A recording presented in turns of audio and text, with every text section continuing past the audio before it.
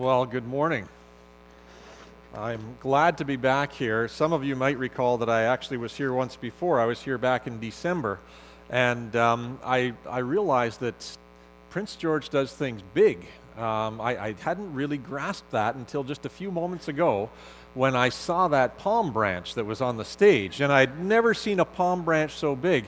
And it gave me a flashback to December when I was here in the Advent season, and your Advent candles that you had over on this side. I'm sure those are the world's biggest Advent candles that I have ever seen. And then I must admit, on the other extreme, I was also struck this morning by perhaps one of the smallest drummers I've ever seen as well in the last song. And so she did great. It's good to be here, and I've been able to spend the weekend here, and I've enjoyed the opportunity to be able to do that. It's interesting coming to Prince George and spending a weekend. You know, Friday night I was involved in a murder investigation. I know. It's a bit of a scary place. Actually, that was the youth event that was on Friday night. There was a game of Clue, and there was trying to determine who had done it, and I happened to have the chance to be in one of the rooms and to answer questions as the young people were trying to solve the mystery. So that was kind of fun for me to be able to be a part of that. And then Saturday morning, we got up and had breakfast with some of the leadership and the pastoral team, and were able to spend the morning talking and just hearing a little bit more about you and your ministry and the things that you do here, and to share a little bit from the denomination side as well, and some of the things that we as a denomination are involved in, and how perhaps we can resource you in some ways as well, if that's helpful to you. And so I appreciate the opportunity to be able to be here and to be able to connect and to get to know you a little bit, and hopefully an opportunity for you to get to know me a little bit as well. And as Tom was asking me to be here, this was the time he said you'll have the chance to meet the larger congregation, and they will have an opportunity to get to know you as well. So I'm thankful for that opportunity to be able to speak this morning. A few weeks ago, the first Sunday of the Lent season, this season of looking ahead towards Easter, at the church that I attend when I can get there in the Lower Mainland, we were asked to write. When we came in the door, we were each given a small piece of paper. And on that piece of paper, partway through the service, we were instructed that we were supposed to write any question perhaps that we had that related to suffering in this world.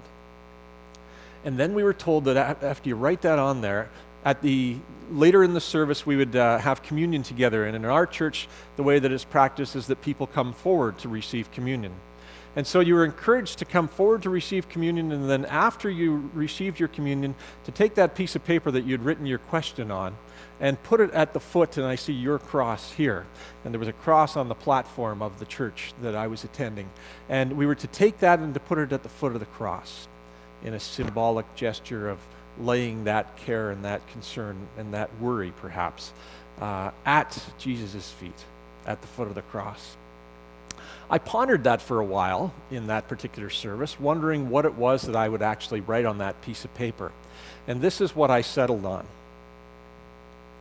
Why is it that so many good, faithful, dedicated Christians die so young, when it would seem that God could use them here on this earth to further His kingdom?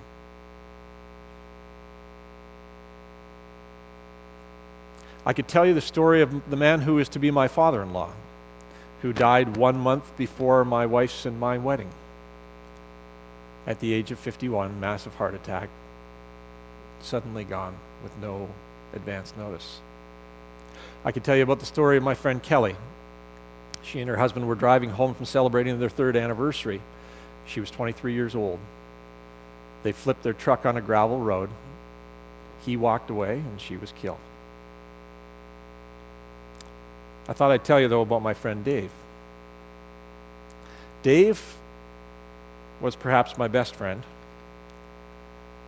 He was a junior high phys ed teacher. Dave taught me how to play squash.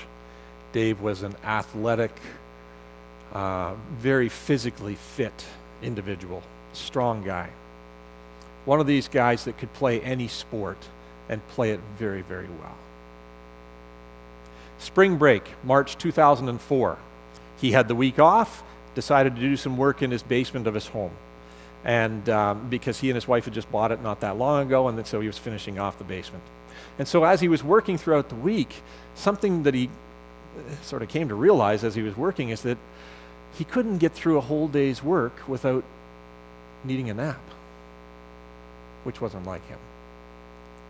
By the end of the week, he decided he better go and get checked out. And so he went to the doctor and he got checked out. The doctor decided better do some tests. Those tests led to more tests, which led to more tests. And then he was given the results. Dave was told that he had cancer on his liver and he would be given 6 months to live at the most. He was 44 years old, had a wife, a 10-year-old, and a 13-year-old. In June, I sat in Dave's living room with him, planning his funeral, something I never expected to do. In mid-July, 4 days after he died, I led his funeral at his request. And at his request specifically, I preached about the need to have a personal relationship with Jesus Christ. See, Dave was not only very active in his own church, but he was also active in the athletic community. He was very active in his school system.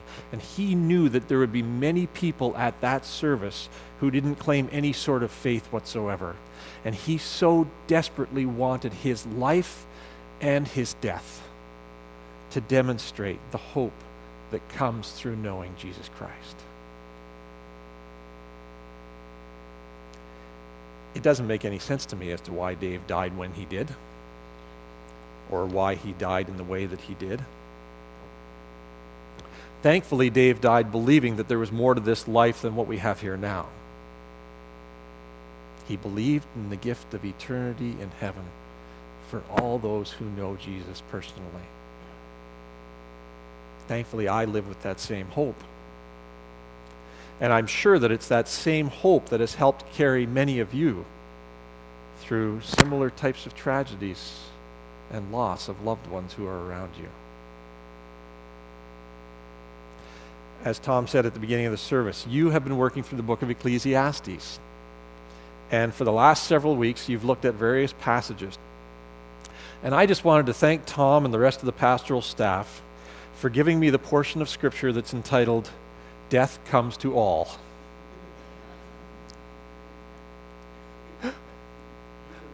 Yeah. Even as you read it again this morning, I was sitting there thinking, oh, sorry. What a difficult, depressing passage.